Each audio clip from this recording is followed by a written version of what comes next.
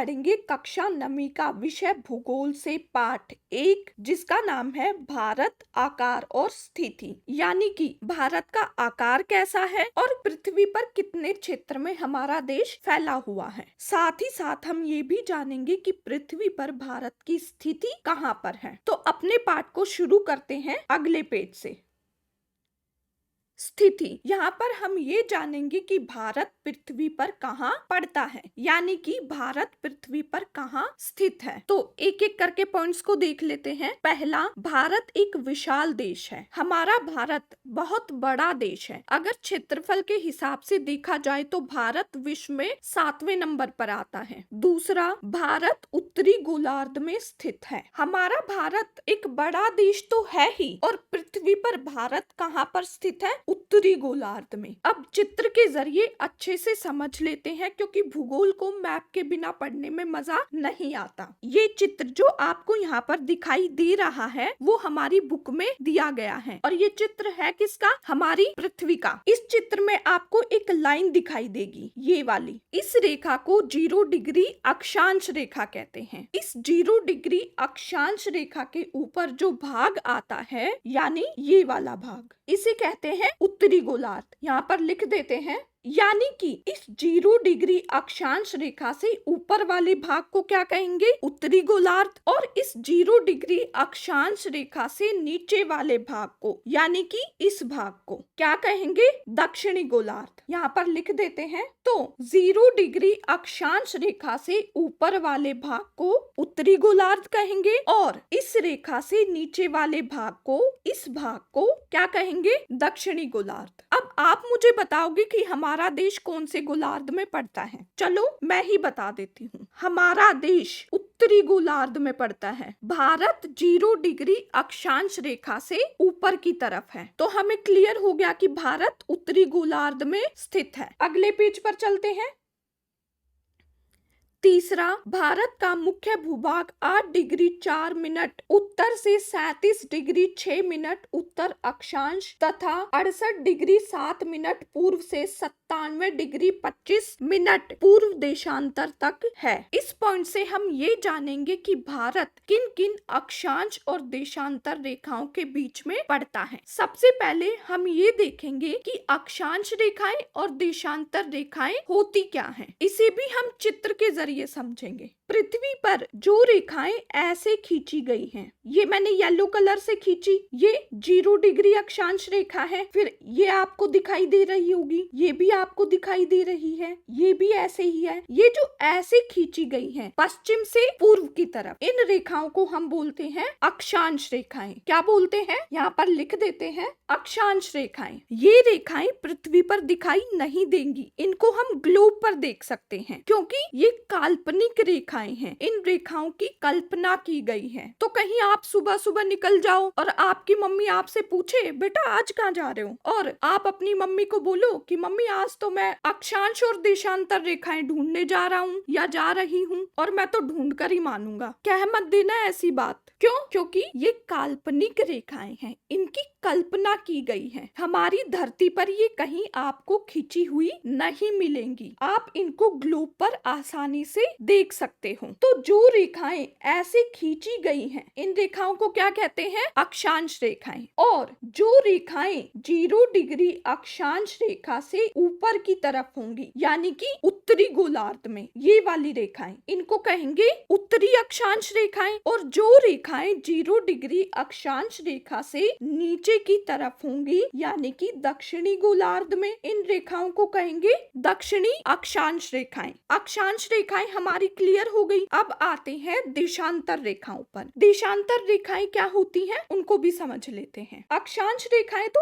ऐसे खींची हुई हैं, और देशांतर रेखाएं, जो रेखाएं ऐसे खींची हुई होंगी, ऐसे, इनको कहेंगे देशांतर रेखाएं। हमने 0 डिग्री अक्षांश रेखा देखी, ऐसे ही 0 डिग्री देशांतर रेखा भी होती है। इस 0 डिग्री देशांतर रेखा के पूर्व की तरफ, यानी कि इस तरफ, जितनी भी लाइनें होंगी, जितनी भी रेखाएं होंगी, उनको कहेंगे पूर्वी देशांतर रेखाएं। और 0 डिग्री देशांतर रेखा के पश्चिम की तरफ यानी कि इस तरफ ये जितनी भी रेखाएं होंगी, इनको कहेंगे पश्चिमी देशांतर रेखाएं। अब हम अपने देश की स्थिति जानेंगे, हम अपने भारत की स्थिति जानेंगे कि भारत किन किन अक्षांश और देशांतर रेखाओं के बीच में पड़ता है। इसके लिए चित्र देखते हैं अपना। भारत 8 डिग्री 4 मिनट, ये देखो यहाँ पर, से 37 डिग्री 6 मिनट अक्षांश रेखाओं के बीच में पड़ता है। ये देखो आप यहाँ पर देख सकते हो अक्षांश रेखाओं को। ये रही 8 डिग्री 4 मिनट वाली, फिर 12 डिग्री वाली, फिर 16 डिग्री वाली, ये अक्षांश रेखाएं हैं। 0 डिग्री अक्षांश रेखा देखी थी हमने, तो 0 डिग्री अक्षांश रेखा से जब हम ऊपर की तरफ जाएंगे तो अक्षांश रेखाओं की गिनती कैसे होगी? 4 डिग्री, 8 डिग्री, 12 डिग्री, 16 डिग्री, फिर आगे बढ़ते बढ़ते क्या आ जाएगा? 37 डिग्री 6 मिनट। अब देशांतर रेखाओं को देखते हैं। भारत 68 डिग्री 7 मिनट, ये देखो यहाँ पर मैं कलर चेंज कर देती हूँ। भारत 68 डिग्री 7 मिनट देशांतर रेखा से, देखो ये रही ऐसे, 97 डिग्री 25 मिनट के बीच पड़ता है। ये रहा 97 डिग्री 25 मिनट, यानी कि ये यहाँ तक आ जाएगी, बिल्कुल टच करते हुए इस पॉइंट को। 0 डिग्री देशांतर रेखा देखी थी हमने ये भी देखा था कि 0 डिग्री देशांतर रेखा के इस तरफ क्या पड़ता है? पूर्व, और इस तरफ पश्चिम। तो 0 डिग्री देशांतर रेखा के इस तरफ अगर हम जाएंगे तो बढ़ते बढ़ते आएगी कौन सी देशांतर रेखा? 68 डिग्री 7 मिनट पूर्वी देशांतर। इस देशांतर रेखा से भारत कौन सी देशांतर रेखा तक फैला है? 97 डिग्री 25 मिनट पूर्वी देशांतर तक फैला हुआ है। अगले पेज पर चलते हैं। चौथा, कर्क रेखा 23.5 डिग्री उत्तर में देश को लगभग 2 बराबर भागों में बांटती है। 0 डिग्री अक्षांश रेखा हमने देखी जो कि पृथ्वी को 2 बराबर भागों में बांटती है। एक उत्तरी गोलार्ध और दूसरा कौन सा था? इसका आंसर आपको कमेंट सेक्शन में कमेंट करना है। हमारा देश कौन से गोलार्ध में है? उत्तरी गोलार्ध में। मान लेते हैं ये हमारी अर्थ है और ये है 0 डिग्री अक्षांश रेखा। जब हम 0 डिग्री अक्षांश रेखा से ऊपर की तरफ जाएंगे तो एक रेखा आएगी 23.5 डिग्री। ये देखो 0 डिग्री अक्षांश रेखा से ऊपर की तरफ ये वाली लाइन 23.5 डिग्री अक्षांश रेखा है। इसे नाम दिया गया है कर्क रेखा। ये रेखा हमारे देश को लगभग 2 बराबर भागों में बांटती है, यानी कि हमारे देश के लगभग बीचों बीच से गुजरती है। तो भारत को इस रेखा ने 2 भागों में बांटा, एक भाग ये हो गया और एक ये हो गया, लेकिन असल में नहीं बांटती। क्यों? क्योंकि ये काल्पनिक रेखा है। 5वां, अंडमान और निकोबार तथा लक्षद्वीप समूह। भारत के भूभाग में कुछ द्वीप समूह भी आते हैं। एक है लक्षद्वीप, दूसरा अंडमान और निकोबार द्वीप समूह। अब इनकी स्थिति को जानते हैं, ये कहाँ पर पड़ते हैं। पहला आता है अंडमान और निकोबार द्वीप समूह। ये द्वीप समूह भारत के मुख्य भूभाग के दक्षिण पूर्व में बंगाल की खाड़ी में पड़ता है। चित्र में देख लेते हैं। जब भी हम दिशाओं के बारे में पढ़ते हैं तो कैसे पहचानते हैं कि ये कौन सी दिशा है? पहले दिशाओं को समझ लेते हैं। ये वाली जो दिशा है ये है उत्तर दिशा, और उत्तर दिशा के ठीक अपोजिट साइड में ये वाली जो दिशा होगी इसे कहेंगे दक्षिण दिशा। और इस तरफ ये कौन सी दिशा होगी? पश्चिम दिशा। और इसके ठीक अपोजिट कौन सी होगी? पूर्व दिशा। अब ये कलरफुल लाइनें आपको दिखाई दे रही होंगी। येलो लाइन से हमने दिखाया है उत्तर दिशा को, पिंक लाइन से हमने दिखाया है दक्षिण दिशा को, और ब्लू कलर से हमने दिखाया है पश्चिम दिशा को, और ये रेड कलर से हमने दिखाया है पूर्व दिशा को। अब ये लाइन देखो लाइट ग्रीन कलर से, जो कि उत्तर दिशा और पूर्व दिशा के बीच में है। ये कौन सी दिशा होगी? होगी? उत्तर पूर्व दिशा। और इसके ठीक अपोजिट ये वाली लाइन किस दिशा को दर्शाएगी? ये लाइन दक्षिण पश्चिम दिशा को। अब ऐसे ही ये लाइन दी गई है, ये कौन सी दिशा को दिखाएगी? उत्तर पश्चिम दिशा को। और इसके ठीक अपोजिट ये वाली लाइन किस दिशा को दिखाएगी? दक्षिण पूर्व दिशा को। दिशाओं के बारे में हमने जान लिया, तो अब हम लक्षद्वीप, अंडमान और निकोबार द्वीप समूह की स्थिति अच्छे से समझ पाएंगे। अंडमान और निकोबार जो द्वीप समूह है वो भारत के मुख्य भूभाग से, ये भारत का मुख्य भूभाग है जो व्हाइट कलर में है, तो भारत के मुख्य भूभाग से दक्षिण पूर्व दिशा में है। ये उत्तर दिशा हो गई, ये दक्षिण दिशा हो गई, ये पश्चिम दिशा हो गई, ये पूर्व दिशा हो गई, और ये कौन सी दिशा होगी? दक्षिण पूर्व दिशा। तो अंडमान और निकोबार द्वीप समूह की स्थिति कहाँ पर है? भारत के मुख्य भूभाग से दक्षिण पूर्व की दिशा में। ये देखो, ये रहा छोटे छोटे द्वीपों का समूह, अंडमान और निकोबार द्वीप समूह। अब आते हैं लक्षद्वीप समूह पर। अब लक्षद्वीप समूह कहाँ पड़ता है? मुख्य भूभाग के दक्षिण पश्चिम में। अब दक्षिण पश्चिम दिशा कौन सी होगी? ये हमारी दक्षिण दिशा है, ये पश्चिम दिशा है, तो इन दोनों दिशाओं के बीच में ये वाली देखो, यहाँ पर कौन सी दिशा होगी? दक्षिण पश्चिम। लक्षद्वीप कहाँ पर पड़ता है? ये रहा, मुख्य भूभाग के दक्षिण पश्चिम दिशा में। अगले पेज पर चलते हैं। आकार। पहला, भारत के भूभाग का कुल क्षेत्रफल लगभग 32.8 लाख वर्ग किलोमीटर है। कहने का मतलब ये है कि भारत का जो भूभाग है ये वाला, वो 32.8 लाख वर्ग किलोमीटर में फैला हुआ है। यानी कि भारत इतने लाख वर्ग किलोमीटर क्षेत्र में फैला हुआ है। भारत का 32.8 लाख वर्ग किलोमीटर का क्षेत्र विश्व के कुल क्षेत्रफल का 2.4% है। कितना है? लिख देते हैं यहाँ पर, कितना है? 2.4%। अगर धरती पर भारत को देखा जाए तो पृथ्वी के कुल क्षेत्रफल के कितने प्रतिशत पर भारत फैला हुआ है? 2.4% पर। क्षेत्रफल के हिसाब से देखा जाए तो भारत विश्व में 7वां बड़ा देश है। क्षेत्रफल के हिसाब से भारत से बड़े 6 देश कौन कौन से हैं? रूस, कनाडा, चीन, ब्राजील, ऑस्ट्रेलिया। ऑस्ट्रेलिया 6वां बड़ा देश है क्षेत्रफल के हिसाब से। इसके बाद आता है भारत, हमारा देश। दूसरा, भारत की स्थल सीमा रेखा लगभग 15,200 किलोमीटर और समुद्री तट रेखा अंडमान और निकोबार द्वीप समूह तथा लक्षद्वीप समूह के साथ 7,516.6 किलोमीटर है। भारत की स्थलीय सीमा रेखा 15,200 किलोमीटर है, मतलब जमीनी सीमा रेखा। ये वाली देखो, ये जो मैंने पिंक कलर से ड्रॉ की है। यदि हम इस सीमा रेखा से, स्थलीय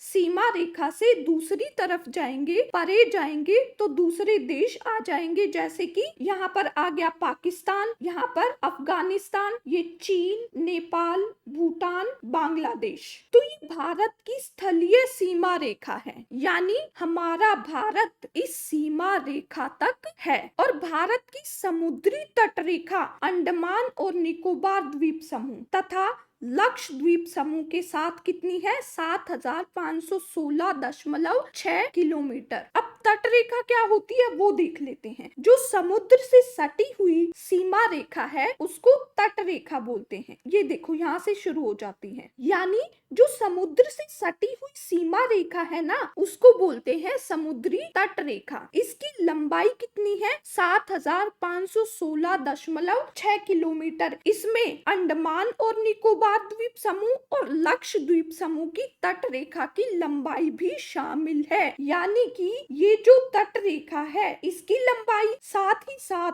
लक्षद्वीप और अंडमान निकोबार द्वीप समूह की तट रेखा भी इस 7,516.6 किलोमीटर की लंबाई में शामिल है। अगले पेज पर चलते हैं।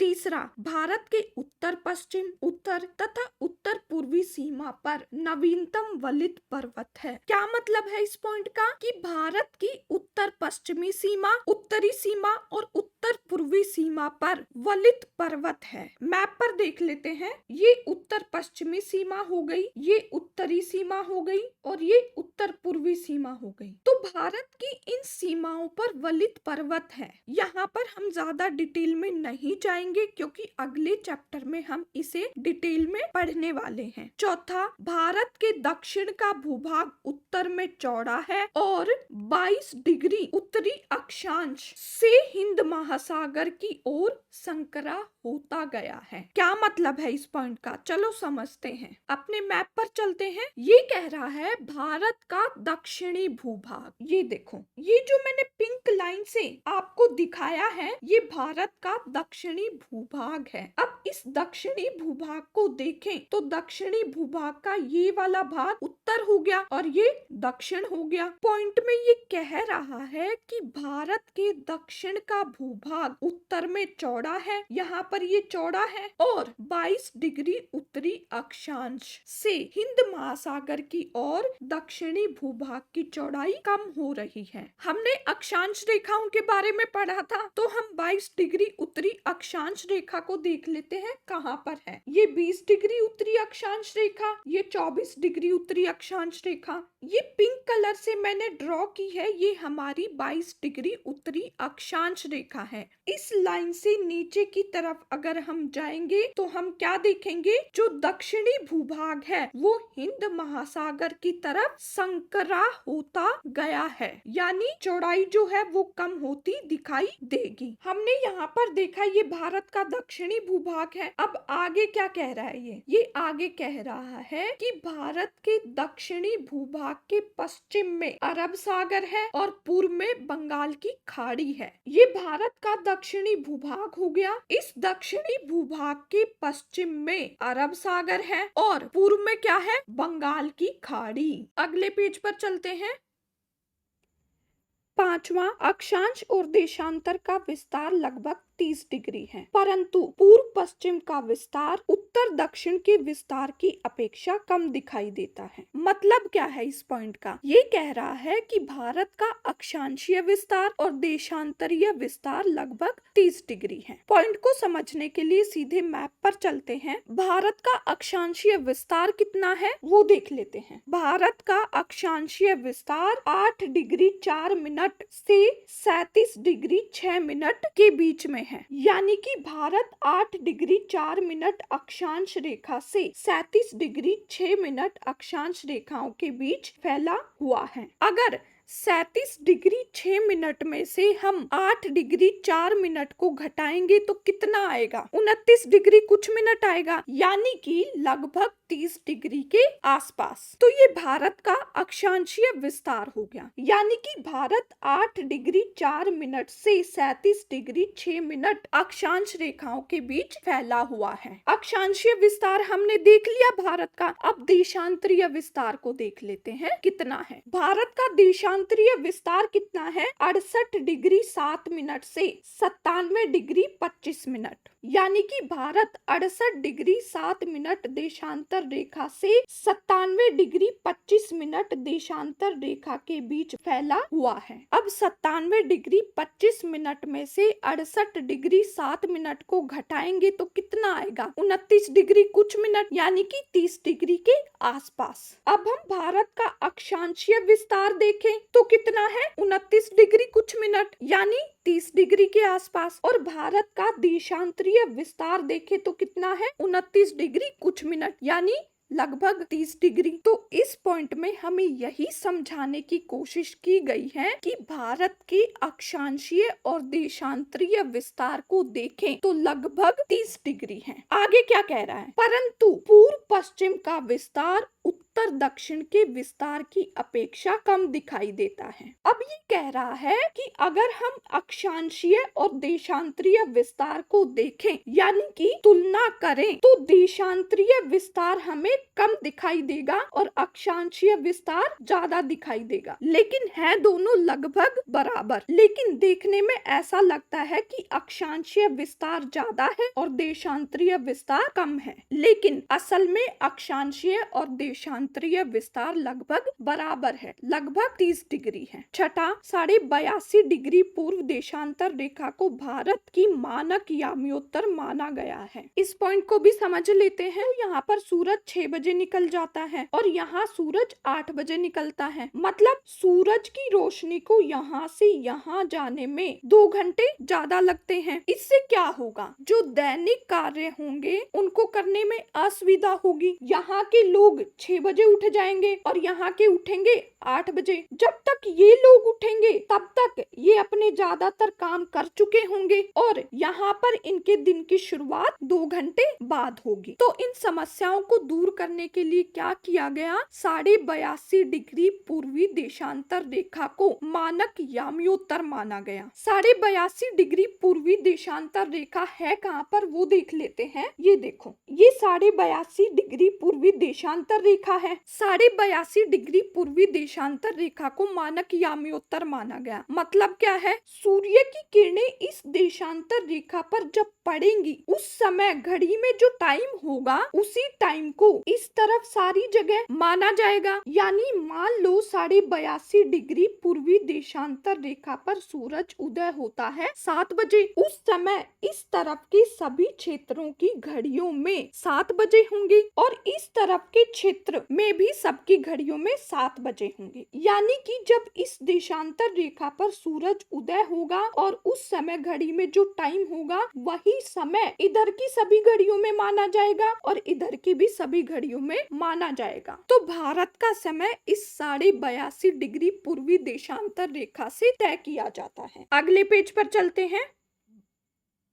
भारत तथा विश्व। पहला, भारतीय भूखंड एशिया महाद्वीप के पूर्व और पश्चिम के मध्य में स्थित है। ये देखो एशिया महाद्वीप, ये एशिया महाद्वीप का पूर्व है और ये पश्चिम है। तो क्या कहा जा रहा है यहाँ पर कि भारत की एशिया महाद्वीप में स्थिति महाद्वीप के पूर्व और पश्चिम के मध्य में यानी कि बीच में है। ये पूर्व हो गया, ये पश्चिम हो गया और ये हो गया एशिया महाद्वीप का मध्य, यानी पूर्व और पश्चिम के मध्य में यानी कि बीच में स्थित है। आगे क्या कह रहा है, भारतीय भूभाग एशिया महाद्वीप का दक्षिणी विस्तार है। अभी तो कह रहा था कि पूर्व और पश्चिम के मध्य में स्थित है, अब ये भी कह रहा है कि दक्षिणी विस्तार भी है। चलो ये भी देख लेते हैं, ये क्या है बताओ भाई, एशिया महाद्वीप। अब भारतीय भूभाग एशिया महाद्वीप का दक्षिणी विस्तार है, देख लेते हैं कैसे है। ये हो गया एशिया महाद्वीप और ये हो गया एशिया महाद्वीप का उत्तर और ये दक्षिण। भारत दक्षिण की तरफ हिंद महासागर में निकला हुआ है, इसलिए कहा गया है कि भारत एशिया महाद्वीप का दक्षिणी विस्तार है। दूसरा, भारत का विश्व के देशों के साथ संपर्क युगों पुराना है। मतलब क्या है इस पॉइंट का, कि हमारे देश के अन्य देशों के साथ संबंध या संपर्क ये अभी अभी नहीं बने हैं, यानी हम बहुत पहले से अन्य देशों में जाते रहे हैं और अन्य देशों के लोग भारत में आते रहे हैं। भारत का अन्य देशों के साथ संपर्क जो था वो भूभाग से था, यानी जमीन के रास्ते से हम दूसरे देशों में जाते थे। उत्तरी भारत में हिमालय पर्वत में बहुत सारे दर्रे हैं जहाँ से अनेक यात्री प्राचीन काल में भारत आए हैं। हमने पढ़ा था कि भारत की उत्तर पश्चिमी, उत्तर और उत्तर पूर्वी सीमा पर वलित पर्वत हैं। इन पर्वतों में काफी दर्रे हैं, इन दर्रों से होते हुए यात्री प्राचीन काल में भारत आए। जो समुद्री मार्ग है वो काफी समय तक ज्ञात नहीं था, यानी समुद्री मार्गों की काफी समय तक हमें जानकारी नहीं थी, क्योंकि उस समय इतने साधन नहीं थे। नई नई तकनीक आई जिससे नए नए साधन विकसित किए गए और नए नए समुद्री मार्गों की खोज की गई। पहले के समय में समुद्री मार्ग ज्ञात नहीं थे, पर ऐसा तो नहीं था ना कि यात्री दूसरे देशों में नहीं जाते थे। पहले भी भारत का दूसरे देशों के साथ व्यापार होता था, लेकिन आज के समय में देशों के बीच ज्यादातर व्यापार समुद्री मार्ग के जरिए होता है। अगले पेज पर चलते हैं।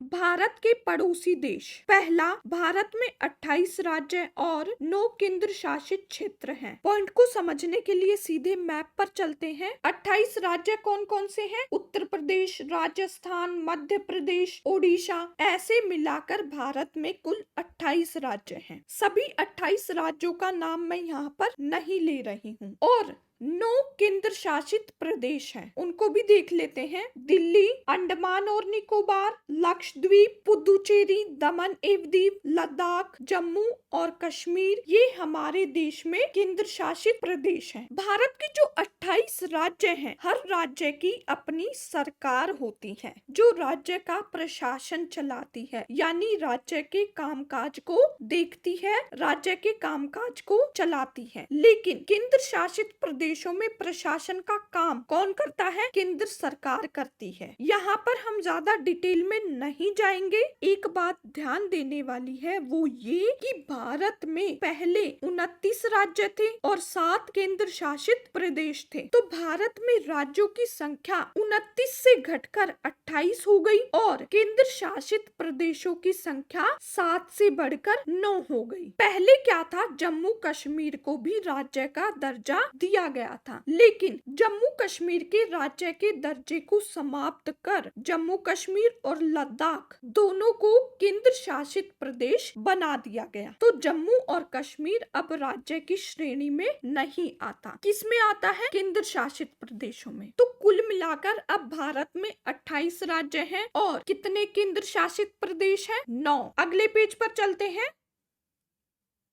दूसरा, भारत की भूमि की सीमाएं उत्तर पश्चिम में पाकिस्तान और अफगानिस्तान के साथ, उत्तर में चीन, नेपाल और भूटान के साथ तथा पूर्व में म्यांमार व बांग्लादेश के साथ मिलती हैं। मतलब क्या है? भारत की भूमि सीमा किन किन देशों से मिलती है? जैसे कि भारत की उत्तर पश्चिमी सीमा किन किन देशों के साथ मिलती है? पाकिस्तान और अफगानिस्तान के साथ। ये देखो, भारत की उत्तर पश्चिमी सीमा यहाँ पर पाकिस्तान के साथ मिलती दिखाई दे रही है। ये देखो, ब्लू कलर से अफगानिस्तान के साथ। तो भारत की भूमि सीमा उत्तर पश्चिम में किन किन देशों के साथ मिल रही है? यहाँ पर पाकिस्तान के साथ और यहाँ पर अफगानिस्तान के साथ। आगे बढ़ते हैं। उत्तर में भारत की भूमि सीमा किन किन देशों के साथ लगती है? चीन, नेपाल और भूटान के साथ। येलो कलर से मैंने दिखाया है, देखो यहाँ पर चीन के साथ, यहाँ पर नेपाल के साथ और यहाँ पर भूटान के साथ और यहाँ पर दोबारा चीन के साथ। तो भारत की भूमि सीमा हमने देख ली। उत्तर पश्चिम में पाकिस्तान और अफगानिस्तान के साथ मिलती है, उत्तर में चीन, नेपाल और भूटान के साथ, पूर्व में म्यांमार व बांग्लादेश के साथ मिलती है। इसको भी देख लेते हैं चित्र में।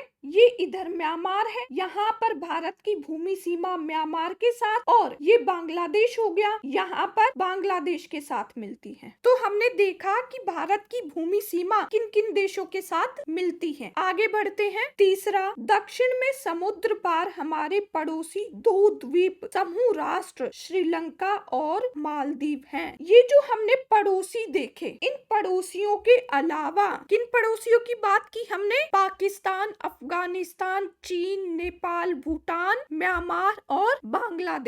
इन पड़ोसी देशों के अलावा भारत के 2 और पड़ोसी द्वीप समूह देश हैं। कहाँ पर हैं? भारत के दक्षिण में। कौन कौन से हैं? श्रीलंका और मालदीव। ये देखो चित्र में, भारत के दक्षिण में है, द्वीप समूह है। नाम क्या है पड़ोसी देश का? श्रीलंका। और दूसरा पड़ोसी कौन सा है जो द्वीप समूह है? मालदीव। ये रहा। एक और बात यहाँ पर ध्यान देने वाली है, भारत और श्रीलंका के बीच में छोटा समुद्री रास्ता है, पाक जल संधि तथा मन्नार की खाड़ी। और मालदीव जो भारत का पड़ोसी देश है, वो लक्षद्वीप समूह के दक्षिण में स्थित है। अब लक्षद्वीप की स्थिति कहाँ पर है बताया था मैंने आपको। यहाँ पर फिर भी हम देख लेते हैं कि लक्षद्वीप कहाँ पर है। ये लक्षद्वीप है और लक्षद्वीप के दक्षिण में भारत का कौन सा पड़ोसी देश है? मालदीव। ये रहा मालदीव। यहाँ पर हमारा भूगोल का पार्ट 1 कंप्लीट होता है। आगे की वीडियो में हम अगला चैप्टर कवर करेंगे। इस पार्ट से संबंधित notes, NCERT solutions, extra question answers, MCQs, उन सब का लिंक आपको डिस्क्रिप्शन बॉक्स में मिल जाएगा।